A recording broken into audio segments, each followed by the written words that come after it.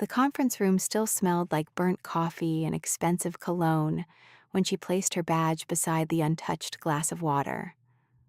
No one moved. No one defended her. Then the CFO opened a single report file, and the entire floor seemed to stop breathing.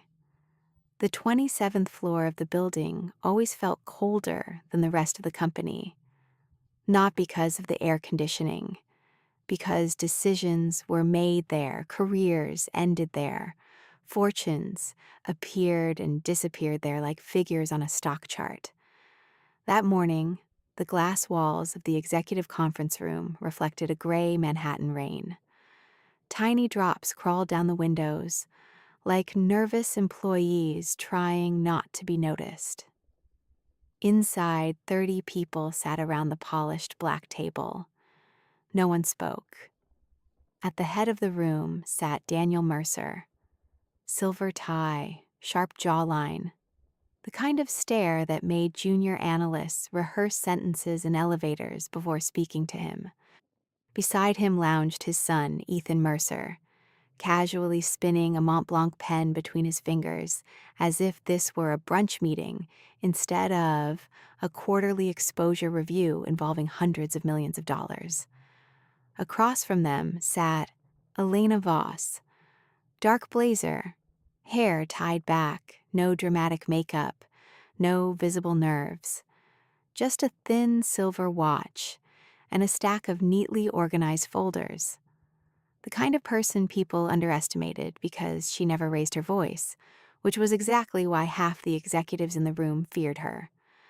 The screen behind the CFO displayed numbers in glowing blue columns: energy sector exposure, European renewals, pending legal risks, and one giant account highlighted in red: $340 million. The room felt tighter every second.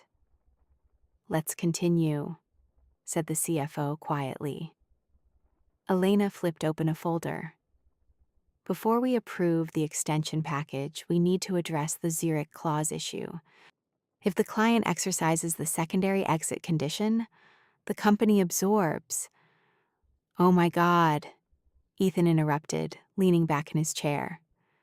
"Do you always make everything sound like a funeral?" A few nervous chuckles scattered around the table. Elena didn't react. "The clause matters," she said calmly. Ethan smirked. "No, what matters is confidence. You lawyers and contract people love pretending every tiny risk is the end of civilization. I'm not a lawyer." "Close enough." Daniel Mercer remained silent, watching. That was the dangerous part. Elena continued. "The risk exposure is manageable only if the renewal signatures are completed before Friday." Ethan tapped the table impatiently. "Or," he said, "we stop acting terrified and push the deal through today." The CFO shifted slightly. Not comfortable, not agreeing either. Elena turned one page. "The issue isn't speed," she said. "The issue is that your revised proposal removed the protection triggers." Now several executives looked at Ethan. A tiny crack in the atmosphere. He smiled anyway. "I simplified it. You removed 6 safeguard conditions. They were slowing negotiations. They were preventing litigation." The room went still. Rain tapped softly against the windows. Ethan's jaw tightened for the first time. "You know what your problem is?" he said. "You act like you're the smartest person in every room." Elena closed the folder carefully. "No," she replied. "I act like mistakes have consequences." A sharper silence followed that one. Someone near the back pretended to check emails. Another executive suddenly became very interested in his coffee cup, because everyone in that room understood the real problem. Ethan Mercer was wrong, and everyone knew it. But saying that aloud inside his father's company was like lighting a match in a gas station. Ethan laughed once, short and cold. "You've had an attitude for months," I've had objections. There's a difference. You embarrassed me in front of the client last week. You asked for my professional opinion, and you could have delivered it privately. Elena tilted her head slightly. The client asked whether the revised clauses increased liability.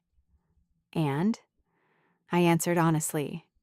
The CFO rubbed his temple. Daniel Mercer finally spoke. His voice was low, controlled, but somehow heavier than shouting. Elena, she looked at him, you will apologize to my son. The sentence landed like a dropped glass. Several people froze completely. Outside, lightning flashed faintly beyond the clouds. Elena blinked once, not shocked, just measuring the room. For what, exactly? She asked. Ethan leaned forward immediately. For undermining executive leadership. You mean disagreeing with you. For disrespect. The CEO's expression hardened. You crossed a line. Elena looked around the table. 30 executives. 30 silent faces. Not one willing to touch the grenade sitting in the middle of the room. That was corporate culture in its purest form. Millions of dollars. Luxury offices, designer suits. And fear wrapped in polished language. Elena folded her hands calmly. With respect, she said, the company hired me to protect contracts, not egos. A few eyes widened instantly. One manager actually inhaled sharply. Wrong sentence, wrong room, wrong audience. Daniel Mercer stood slowly. That alone changed the oxygen in the room. Apologize, he repeated. The city hummed faintly below them. Somewhere far down the avenue, a siren wailed through the rain. Elena looked directly at Ethan, then at the CEO, and suddenly something changed in her expression. Not anger, not panic, decision, clean, final, quiet. She unclipped her company badge. The small metallic sound echoed louder than it should have. Then she placed it gently on the black conference table, right beside the untouched glass of water. I won't be doing that, she said. Nobody moved. Even Ethan looked surprised now, because people threatened to quit all the time, but they usually trembled first. She didn't. Daniel Mercer's face darkened. Then get out of this building. Elena stood, smoothing the sleeve of her blazer. No dramatic speech, no tears, no slammed doors, which somehow made it worse. As she walked toward the exit, the CFO suddenly spoke. Elena. She paused. He looked like he wanted to say something important, something human. But years inside executive rooms had trained hesitation into his bloodstream. In the end, he only asked, Who finalized the Norvik renewal structures? Elena looked at him for half a second. I did. Then she walked out. The glass door closed softly behind her, and the silence that followed felt unnatural, like a skyscraper realizing one of its support beams had just disappeared. Ethan exhaled loudly. Finally. Nobody answered him. The CFO stared at the exposure report on the screen. His expression changed, slightly at first, then completely. Because at the bottom of the document, beneath layers of financial summaries and legal coding, sat a single authorization chain: primary contract controller, risk architecture supervisor, emergency override authority. Every critical section carried the same name, Elena Voss. And suddenly the rain outside no longer sounded calming. It sounded like a countdown. The silence inside the conference room thickened by the second. Not ordinary silence, the dangerous kind. The kind that appears right before markets crash, before pilots announce turbulence, before someone says, we may have a problem. The CFO stared at the screen without blinking. Then he adjusted his glasses and scrolled back up. Again, then down, again. Ethan rolled his eyes dramatically. Can we move on now? Nobody responded. That was the first sign something was wrong, because executives loved speaking, filling space, performing confidence like actors in expensive suits. But now chairs creaked nervously. Pens stopped moving. Even the rain outside seemed quieter. The CFO leaned forward slowly. Who approved removing her from the Zurich transition chain? Ethan shrugged. I did. She's gone. No, the CFO replied carefully. I mean technically. A faint pulse appeared near his jaw. Daniel Mercer crossed his arms. Explain. The CFO clicked another tab open. A wall of colored risk markers appeared across the screen. Green, amber, red. Too much red. The Norvik account isn't centralized, he said. It's layered. Ethan smirked. So Elena designed the containment structure herself. The room remained frozen. One vice president finally spoke. Meaning? The CFO inhaled once. Meaning nobody else fully manages the cross-linked obligations. Now the silence changed shape, from awkward to afraid. Ethan laughed lightly, though it sounded forced now. You're acting like she's the only employee in the company. The CFO didn't laugh. That's exactly what worries me.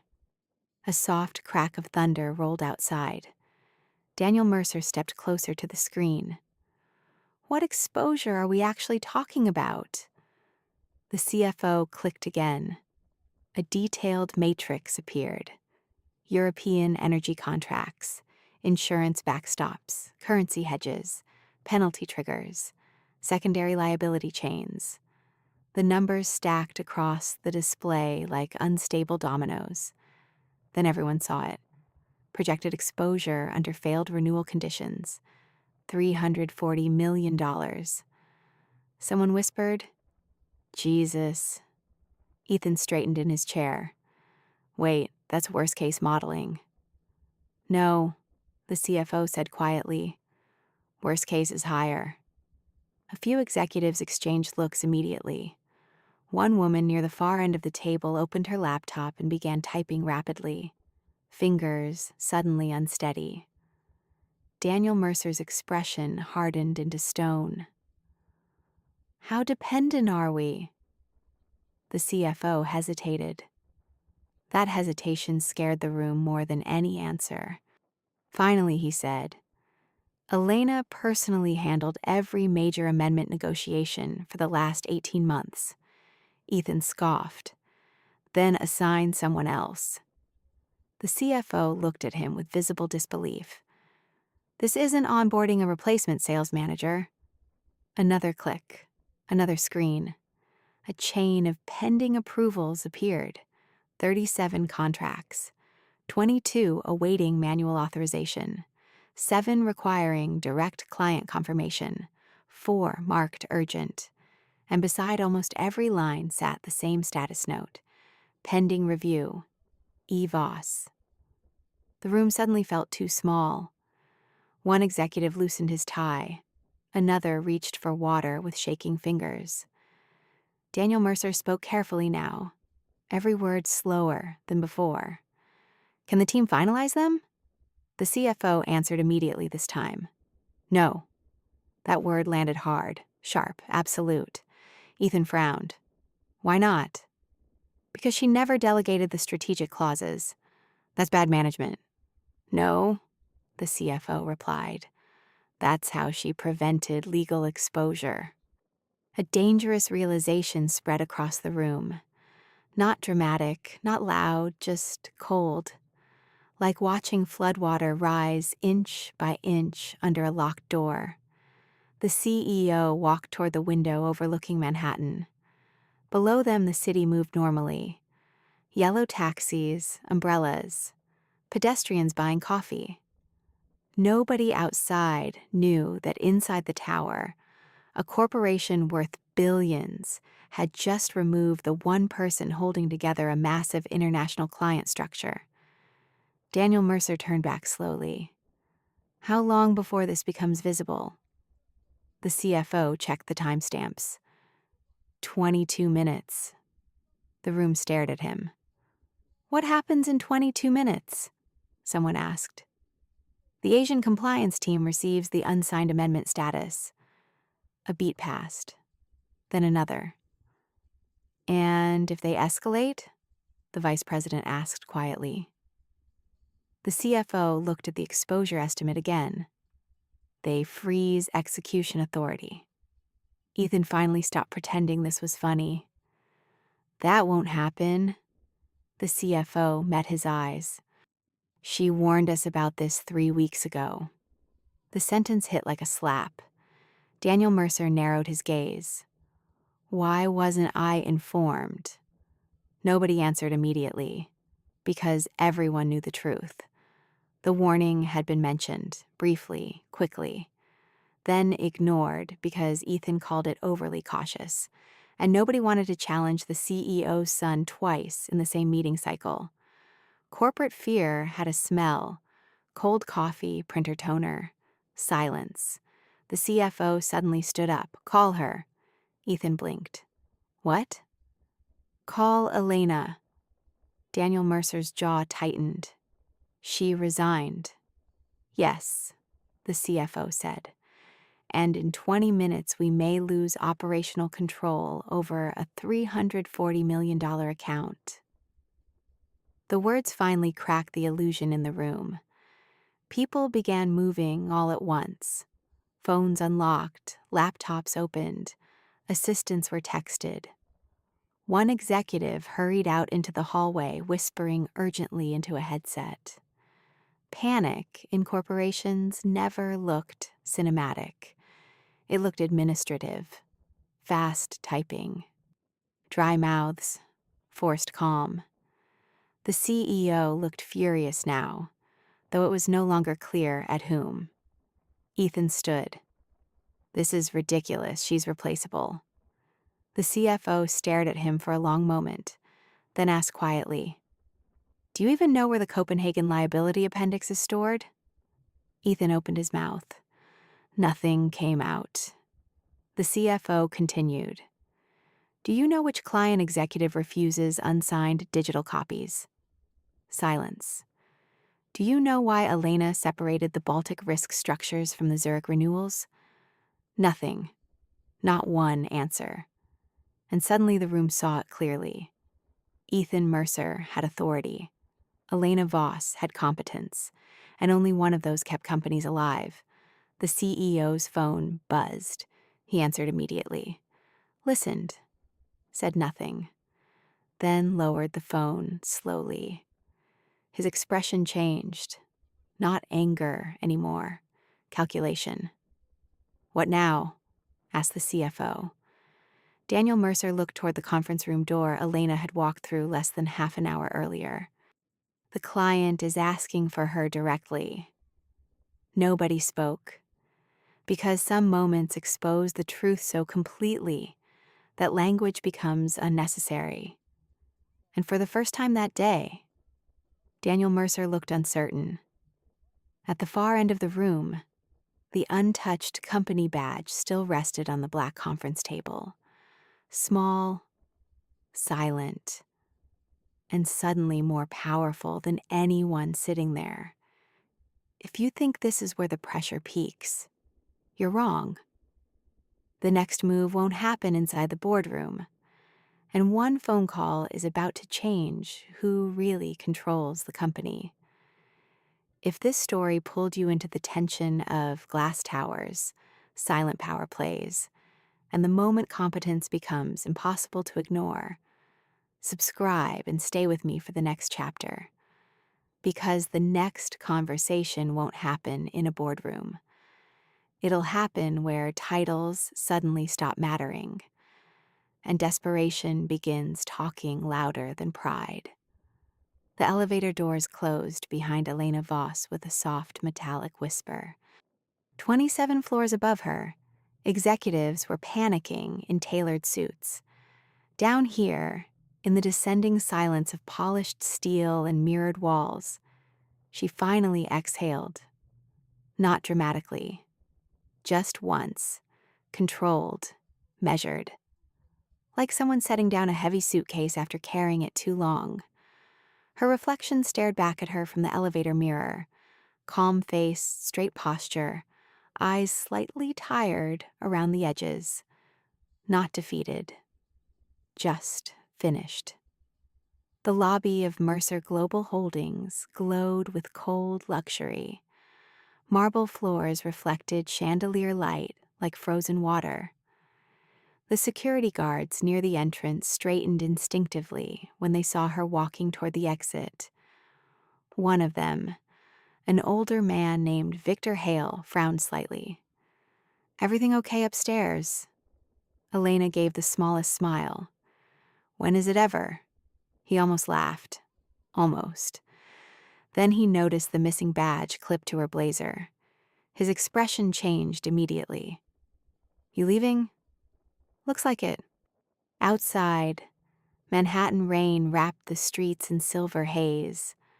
Car lights stretched across wet asphalt like blurred comets. People hurried beneath umbrellas without looking up at the towers above them. Nobody on the sidewalk knew a corporate earthquake had just started 27 floors higher. Elena stepped beneath the awning and pulled out her phone. 9 missed calls already. 3 from compliance, 2 from legal, 1 from a client contact in Zurich, and 3 from unknown executive extensions. That last part almost made her laugh. Now they remembered her number. A black sedan slowed near the curb beside her. The passenger window lowered. Marcus Reed looked at her from inside the car. "Get in." Elena remained still. Rain tapped softly against the roof of the vehicle. "You sent the CFO himself?" she asked. "I came before Daniel did something even stupider." That earned half a smile. She opened the door and got inside. The warmth of the car contrasted sharply with the cold rain outside. Leather seats, dim lighting, the scent of expensive coffee, and stress. Marcus loosened his tie immediately. "That meeting was a disaster." "No," Elena said calmly. "That meeting was honesty arriving late." The driver pulled away from the curb.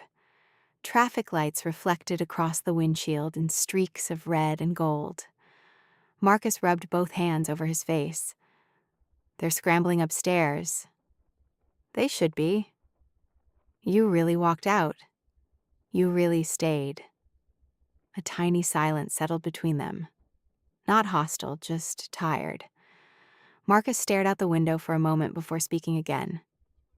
"Do you know what Daniel's doing right now?" "Blaming someone else." "He's trying to stop the compliance freeze." Elena looked ahead quietly.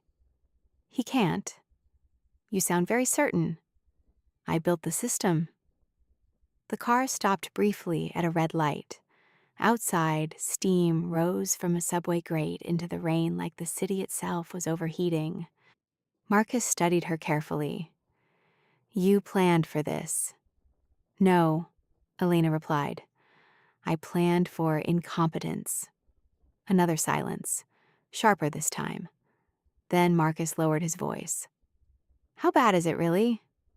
Elena turned toward him, and for the first time all day, her calm expression darkened slightly. "Do you want the executive answer?" she asked. "Or the real one?" "The real one." She nodded once. "If Norvik suspends execution authority tonight, 3 secondary banking partners trigger automatic review protocols." Marcus went pale instantly. "That could spread to the insurance side." "It will." "And the media?" "Not immediately." He leaned back heavily. "Jesus." Rain hammered harder now. The city blurred outside the windows. Marcus suddenly looked older than he had an hour earlier. Not physically, strategically. Like a man realizing the map he trusted was missing half the roads. "You warned us," he muttered. Repeatedly.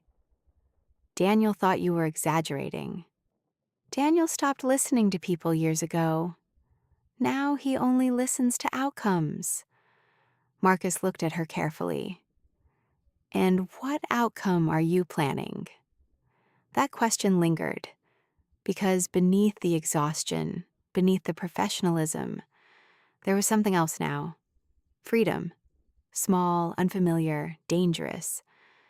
Elena stared at the rain sliding across the glass. You know the strange thing, she said quietly. What? I'm not angry anymore. Marcus frowned slightly. You should be. I was.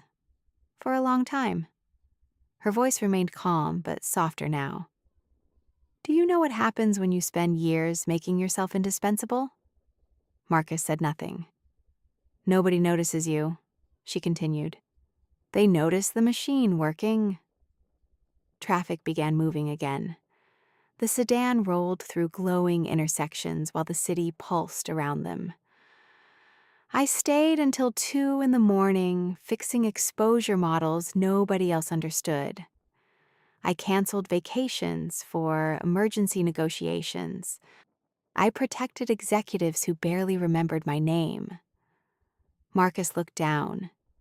Because he remembered. That was the uncomfortable part. He remembered every late-night call she answered, every impossible deadline she absorbed, every moment leadership quietly relied on her while publicly celebrating louder people. She humiliated Ethan, they said upstairs. No, Elena had simply refused to pretend incompetence was brilliance, and corporations hated mirrors. Marcus suddenly asked, "What happens if you don't come back?" Elena looked directly at him. The answer arrived without emotion. Then by tomorrow morning, Daniel Mercer explains to shareholders why the company exposed itself to hundreds of millions in uncontrolled liability because his son wanted faster approvals. Marcus closed his eyes briefly. That sentence alone could destroy him. Not destroy, Elena corrected gently. Reveal. The car fell silent again. Then Marcus's phone rang. He checked the screen. Daniel Mercer. Of course, Marcus answered reluctantly. What? Even through the speaker, the CEO's voice sounded sharp enough to cut glass. Where are you? With Elena. A pause, then put her on. Marcus looked toward her. Elena extended her hand calmly. He gave her the phone. The city lights reflected faintly in her eyes as she lifted it to her ear. Hello, Daniel. The voice on the other end remained silent for one dangerous second too long. Then, the CEO finally spoke, and for the first time that day, his tone had changed completely. The rain intensified outside, drumming against the roof of the sedan like impatient fingers on a boardroom table. Inside the car, nobody moved. Elena Voss held the phone to her ear without speaking. On the other end, Daniel Mercer inhaled slowly. The difference in his voice was immediate. Gone was the public thunder from the conference room. Gone was the performance. Now there was only pressure, raw, heavy, controlled with effort. Elena, he said carefully, we need to resolve this professionally. Marcus Reed almost looked away. Because everybody in corporate leadership knew that sentence. It translated roughly to, we suddenly understand your value. Elena watched raindrops race down the window. I was professional this morning. A silence followed. Daniel adjusted his tone instantly. The meeting became emotional. No, Elena replied calmly, it became honest. Traffic crawled through Manhattan in glowing red lines outside the windshield. The driver kept his eyes forward, pretending not to hear a billion-dollar crisis unfolding 2 feet behind him. Daniel spoke again. Come back to the office. For what? To finish the Norvik situation. You mean save it. Another pause. Too long, too revealing. Marcus quietly rubbed his forehead. Daniel lowered his voice further. The client specifically requested you. I know. You know? They called me 8 minutes ago. That landed hard, very hard. Back on the 27th floor, executives were likely discovering a brutal reality. Relationships did not belong to logos. They belonged to people. Daniel's tone sharpened slightly. And? And I didn't answer. Marcus blinked. Even he hadn't expected that. The CEO exhaled slowly through his nose. Elena, this is not the time for games. Her expression cooled. I agree, that's why I stopped playing them. Outside, a police siren flashed blue across the rain-covered streets for half a second, washing the interior of the car in cold light. Daniel changed strategy again. Experienced executives always did. Pressure failed. Move to reason. Elena, he said quieter now, you know how important this account is. Yes. You know how many employees depend on this company. Yes. And you know the consequences if this collapses. She looked out at the city. Thousands of glowing office windows pierced the rainy evening like floating lanterns, every one of them hiding stress behind polished glass. You're asking the wrong question, Daniel. What question should I ask? For the first time since leaving the tower, Elena smiled faintly. Not warm, not cruel, just precise. You should ask why the company became this dependent on one person in the first place. That one hit deeper than shouting ever could, because Daniel Mercer knew the answer. Everyone did. Competence was expensive, but recognizing competence required humility, and humility had become rare inside executive floors. The CEO spoke after a long silence. What do you want? Marcus slowly turned toward her. There it was, the sentence every exhausted high performer secretly waits to hear. Not, calm down, not, be reasonable, not, stop overreacting. But what do you want? Helena leaned back slightly. The city lights slid across the car windows in liquid gold reflections. For starters, she said, I want Ethan removed from contract authority. Marcus nearly stopped breathing. On the phone, silence exploded. You're out of line, Daniel snapped immediately. No, Elena replied evenly. I'm finally drawing one. He's my son. He's a liability. Marcus closed his eyes briefly. Because she wasn't wrong. And that made everything worse. Daniel's voice became colder. You don't dictate executive structure. No, Elena said, but exposure reports do. Another silence. The rain softened slightly outside, though thunder still rolled faintly somewhere above the city. Daniel tried another angle. You're emotional right now. That almost made Marcus laugh, because Elena was the least emotional person either of them had ever worked with, and everyone knew it. She answered softly, If I were emotional, I would have let the contracts fail quietly. The words settled like ice water. Daniel said nothing. Marcus stared out the windshield at blurred brake lights ahead. And suddenly he realized something terrifying. Elena was no longer negotiating from fear. That changed everything. For years, she had protected the company because she believed loyalty mattered.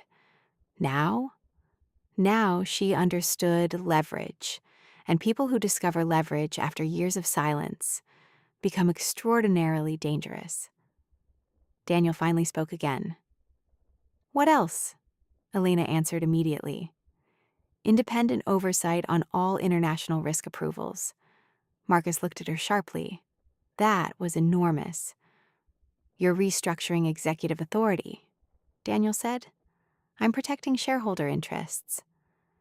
You sound like the board. No, Elena replied calmly. The board will sound like me tomorrow morning. That sentence emptied the air inside the car, because everybody understood what it meant. If this escalated to shareholders, if compliance reports surfaced, if the exposure chain became public, the problem would stop being operational. It would become political. Inside the company, inside the board, inside Daniel Mercer's own leadership circle. And suddenly the CEO wasn't protecting his son anymore. He was protecting himself. Marcus watched Elena carefully now. For years, she had entered rooms quietly, worked quietly, fixed disasters quietly, invisible competence. But tonight she looked different, not louder, more dangerous than loud, certain. Daniel's voice returned, slower now. If I agree, you come back tonight? Elena didn't answer immediately. The sedan turned beside Bryant Park, headlights reflecting across wet pavement. People hurried beneath umbrellas, unaware that careers were shifting above them like tectonic plates. Finally, she asked, "And if I refuse?" No response. That was answer enough. Because Daniel Mercer finally understood something brutal. He no longer had the power to command her, only the ability to convince her. And men like him rarely survive that transition gracefully. Marcus's phone buzzed again. Another incoming call from the executive floor. Then another, then another. The crisis upstairs was spreading. Fast. Elena glanced briefly at the glowing screen, then back toward the rain. Calm. Silent. Thinking. And somewhere high above Manhattan, for the first time in years, Daniel Mercer was the one waiting for an answer. If you think this conversation is about money now, look closer. The next chapter changes something far more dangerous than contracts. Power itself. The sedan stopped beneath the glow of a private underground entrance 2 blocks from Mercer Global Holdings. Rainwater streamed down the concrete walls in silver lines. The city above rumbled faintly like distant machinery. Inside the car, nobody spoke for several seconds. Daniel Mercer was still waiting on the phone. Waiting. That alone felt historic. For 15 years, people had waited for him. Assistants, investors, executives, entire departments. But power shifts quietly before anyone admits they're happening. And tonight, for the first time, the silence belonged to Elena Voss. Marcus Reed watched her carefully. He suddenly remembered something she once said during a merger crisis years earlier.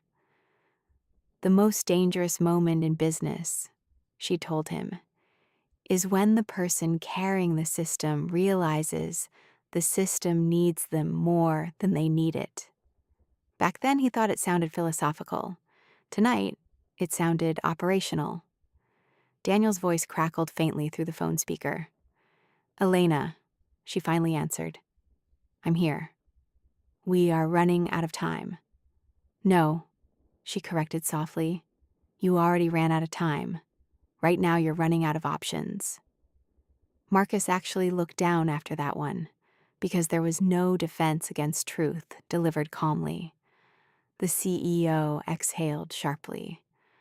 "What exactly do you expect me to do?" Elena opened the car door slightly. Cold air rushed inside, carrying the smell of rain and wet asphalt. "Tell me something honestly, Daniel." A pause. Then, "Fine. When Ethan altered the Zurich protections, did you even review the revisions?"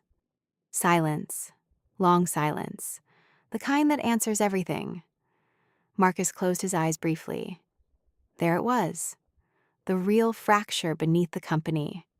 Not arrogance, not bad strategy. Neglect. the slow executive disease where authority becomes performance instead of responsibility. Daniel finally answered, "I trusted my son." Elena nodded faintly to herself. That's the problem. Outside the car, headlights swept across the garage entrance in moving bands of white light. Far above them, inside the tower, compliance teams were probably flooding conference rooms with emergency printouts, while legal departments searched for solutions that should have existed weeks ago. But systems built on avoidance collapse, fast, very fast. Marcus's phone vibrated again. This time he checked it immediately. Then his face changed. "Elena." She looked at him. The Zurich client copied 2 board members. Daniel's voice sharpened instantly through the speaker. "What?" Marcus kept reading. "They're requesting clarification on authority continuity." Nobody spoke, because everyone understood corporate language. Authority continuity meant, who is actually in control over there? And that question destroys companies faster than bad numbers. Daniel swore quietly under his breath. First crack, small but real. Elena stepped out of the car slowly. Rain mist drifted through the garage entrance. Her heels echoed against polished concrete while Marcus followed behind her, still holding the phone. "Where are you going?" Daniel demanded. "To think." "We don't have time for that." "You should have thought before humiliating your lead strategist in front of your executive team." Each sentence landed with surgical precision. No yelling, no drama, which made them impossible to dismiss. Marcus suddenly stopped walking. Across the garage entrance, another black vehicle had just arrived. 2 men stepped out, dark coats, corporate posture. One carried a leather folder protected carefully beneath his jacket from the rain. Marcus frowned immediately. "Elena." She turned. The older of the 2 men approached calmly. "Ms. Voss?" "Yes?" The man extended his hand. "Richard Ellison." Marcus froze completely. Even Daniel went silent on the phone, because board members did not appear in parking garages personally, not unless the fire had already reached the foundation. Ellison spoke politely. "We were hoping to speak with you before tomorrow morning." Elena's expression barely changed, but Marcus saw it. The tiny shift behind her eyes. Calculation, fast, precise, dangerous. Daniel's voice suddenly cut through the speaker again. "Richard is there?" Ellison glanced toward the phone. "Yes, Daniel." The CEO's tone tightened instantly. "You should be upstairs." "I was," Ellison replied, "until I reviewed the exposure chain." Cold silence flooded the garage. Rain hissed outside near the entrance ramp. The second board member finally spoke. Claire Whitmore adjusted her glasses slightly while studying Elena. "You built the entire containment structure yourself?" Elena answered simply, "Yes." Claire exchanged a look with Ellison. Not surprise, recognition. The kind experience people give when they finally identify who's actually been holding the building together. Daniel spoke sharply through the phone. "This conversation can happen upstairs." Ellison's reply came calm and immediate. "No, Daniel, I think this conversation happens exactly where we are." Marcus felt tension crawl up his spine, because the balance of power was moving now, not subtly anymore, openly, dangerously. Elena folded her arms lightly. "What exactly do you want from me?" Ellison answered without hesitation. "The truth." Simple words, heavy ones. For years, Mercer Global had operated through polished presentations, executive confidence, strategic optimism. Now the board wanted truth, and truth was expensive. Claire opened the leather folder carefully. Inside were printed exposure summaries covered in highlighted notes. "We reviewed your archived warnings," she said quietly. Marcus looked stunned. Archived warnings, plural, meaning Elena hadn't warned them once. She'd warned them repeatedly, documented it, protected herself. Daniel's voice became colder. "This is becoming inappropriate." "No," Claire replied calmly. "What's inappropriate is discovering that a $340 million exposure chain depended almost entirely on one executive, while leadership ignored her risk reports."